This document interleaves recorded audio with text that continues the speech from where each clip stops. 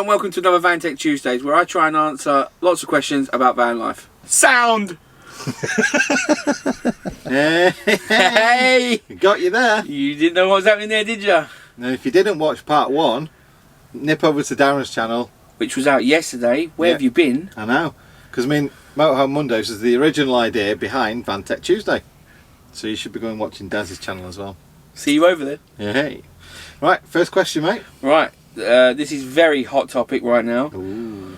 What are you going to do if there's a coronavirus outbreak in the UK? It's a difficult one, that one, because we're great already. We've set up for off-grid. Yeah, we're pretty much, So we don't need power, really. And we're pretty much self-isolated apart from going shopping. And I go to work every day, but I suppose if you couldn't go to work, the main things I'm thinking of is we need groceries, so we need stocks and supplies, and we need fresh water. Yep. And probably that's it. And to be honest, I've got a lot of food, a lot of tinned meat in here anyway. I've not got vegetables. Don't even start on that. Same here then. Yeah.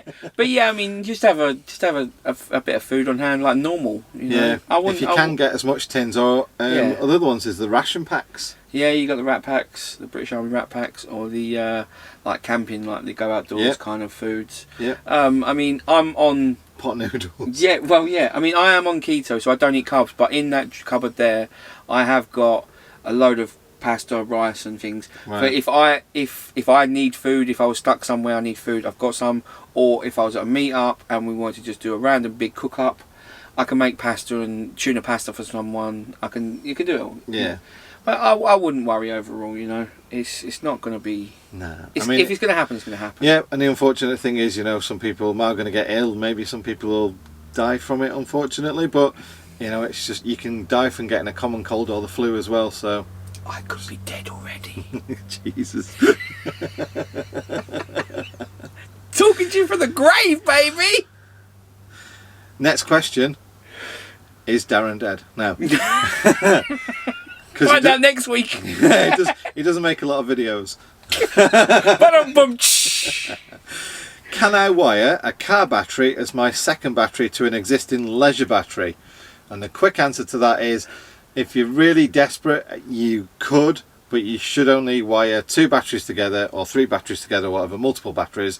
You should only wire them the same. If they're the same type of battery, i.e. AGMs or wet lead acid or whatever, preferably as well the same rating, like 95 amp 110s or something like that. They say really the same age as well, don't they? Yeah. Because you don't want one that's 4 years old and a brand new one, because you're going to stress the hell out of the So make sure they're from the same batch. Yeah, so you know. Yeah. So whilst if you're desperate, you can do that short term, but really for long term you'll benefit from having multiple batteries exactly the same. So along with that question, I've got one here. Should I fit a VSR or a B2B on my 2005 Fiat? Ooh. Now, first things first, what's a VSR? Voltage sensitive relay. Right, I answered that. So it knows when your engine's running. Right. You connect a lead out of your alternator or your battery. Yep. Put the VSR and then another lead out from that to your leisure battery. When your engine's running, it detects a higher voltage and allows the power to charge the battery. Yeah. Right, okay. So, what would you fit out of them to? I would say my advice is no matter what, and a VSR would work fine on a 2005 van because it's not smart alternator, doesn't start, stop or anything like that, but I'd still fit a B2B. And that's what I'm planning on fitting in mine. Mine does split charge from the alternator when I start driving, but I don't get the maximum amount I could be getting. It's not just that as well, but you imagine that, say you've set off and you've got banging solar and you set off and you're already at 100%. Right. The VSR doesn't know that. It'll keep sending all that power. It'll keep punching the batteries. Yeah. Whereas a B2B, a decent one, I've got a Sterling one. Other brands are available. Yeah. But a Sterling one will know exactly what type of batteries you've got. Right. And it'll keep them topped up like your solar charge alternator. It knows what level they're at. Yeah. So it's basically like an MPPT charge controller does. It pretty much is. It's a smart thing. So yeah. Well, yeah, I'm going to get a B2B. So. And I've got a 2005 motorhome. And it's a Fiat. I didn't answer that question, but I asked that question by the way. They are quite a common van though, aren't they? Yeah, Fiats are everywhere. Yeah. So this one is a question sent in. It says, my new van's got 100 watt solar and 110 amp battery. Is that enough for long trips away in our van? Yeah, it's a bit like how long's a piece of string. Yeah. If you only ever charge your phone at night and have Yeah. one light on, yeah, it could last you like Yeah, a that's week. it. If you like, But if you're like us and you want to watch your laptop and you've got multiple devices you're charging. We've got big roof lights on at the Yeah. moment, which are pulling a amp and a half an hour now, and then we've got laptops charging, Yeah. we've got phones, drones. You might have a diesel heater, and the Yep. start charge of that is quite a few amps as well. And then you Yep. might find that your 110 amp battery is going to last you maybe a day. And Yeah. 100 watt solar really isn't an awful lot. You would have to No. be in the height of summer to really benefit from that. Yeah, and you're going to have to So- be really positioned well Yeah. to get the perfect angle to make sure that's catching So- all as much as it can. So yeah, I would go more if you could. Yeah. I mean, our advice is the same really, Yeah. because he's got tons of solar and tons of battery, and that is get the most solar and the biggest battery bank that can be charged off the most solar. Yes. So if you've got 500 watts of solar, get 300 amp hour, 300 watt hour batteries, something like that. Yeah. Because then you can easily charge them. Yeah, and I've had my system. I've got 700 watts of solar. 100 goes to the vehicle, but 600 for my leisure system, and I've got 300 amp hours of batteries. And I haven't plugged in with all my gadgets and tech. You do have to respect it a bit, but I haven't plugged in for 2 years. Yeah, so that's total off grid. Total off grid, not plugged into any shore power. So it works. Next question. What do you do for an address living full time in a van for your V5 and driving license? Yeah, the law changed on that one last year, which is I guess why people are asking, because we put a video out early last year. Yeah, I put a video said out. we're using van post and that. Well, yeah, and me personally, I use friends. I use my families. Yeah. But for post, I use friends and families. But for things like that, I use my families. And we've had to do that as well now, because the UK government says you can't use an address that isn't somewhere you actually go to. Yep. It doesn't call it a domicile address. No, it just says be a care of, can't Yeah. it? Yeah, it's a so care it's of. got to be an address that you have access to. Because I think the care of a thing, it attaches you to the address, but not in a legal sense. Yeah. So, like, if you did get debt or something, I'm spitballing here. I'm Kind of, yeah. It doesn't specify. It can't blacklist the house. That's can right, it? yeah. Yeah, that's why I was led to believe. Yeah. So yeah, just use families and friends if family you can. and friends, that's what I use, family. And That's exactly what I use. yeah, that's alright. Can you go next? Next question is, where do you stand in terms of UK law if you're in your van, at night and you've had a drink of beer or cider or a glass of wine, and then the police knock on your door and ask you to move? First and foremost, I don't really drink that much, and it's all about where you're parking to start with.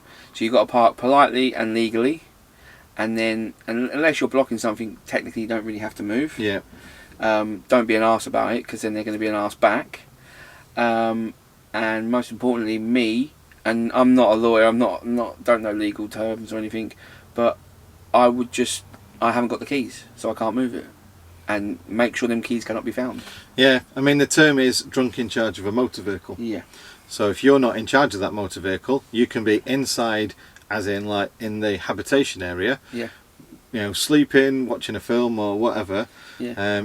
As long as you're not in charge of the motor vehicle side, it's like Darren says, Yeah. there are no keys on you that are going to start the van. You got a key to the hab door. Because now take this example. I was at New Year's Eve. All my friends went to a hotel. I took my motorhome, parked it in the hotel car park. They all slept in the hotel. We all got rat-arsed. And I gave my keys to my friend to put in his room. I only had the habitation door, so the police could have knocked on my door and breathalyzed me all they wanted. I do not have the keys. It's in one of the rooms. I don't even know which room he was in, so I could not be charged with that. That's it. Easiest way. And to be a little bit more coy about it, if you were to put the key somewhere in your van that you could kind of like say, listen, I don't have the key, my friend's got it and I'm just sleeping here, and somewhere where the police might look for 5 minutes and not find it. Yeah. Like if you've got a safe area for your belongings and that then yeah, go for that. Yeah, there's lots of panels and things In vans, yeah. and if they're going to be looking like that, they need a real good reason, and Yeah. probably need a warrant to start ripping Maybe, panels off and yeah. opening panels.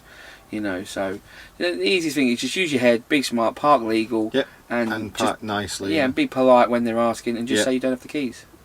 That's it.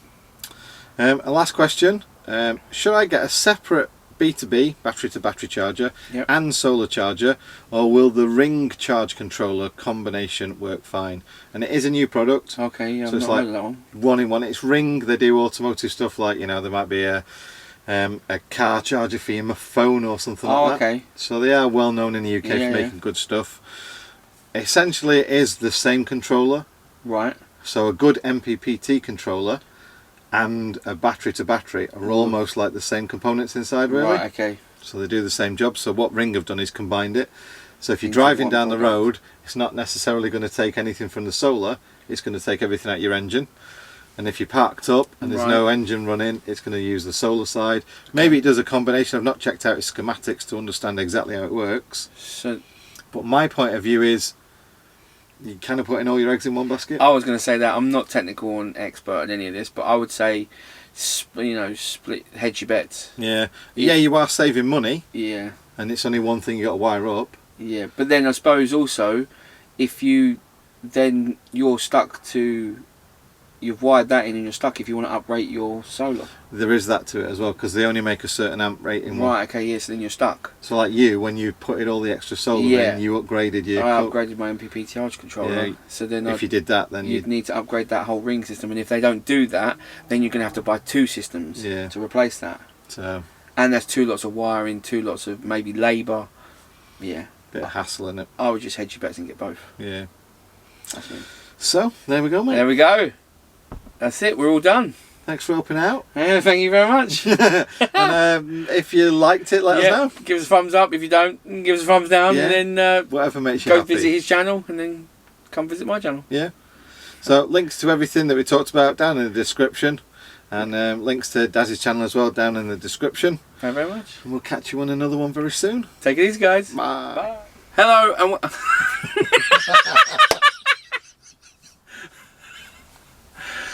I don't know the Manc accent.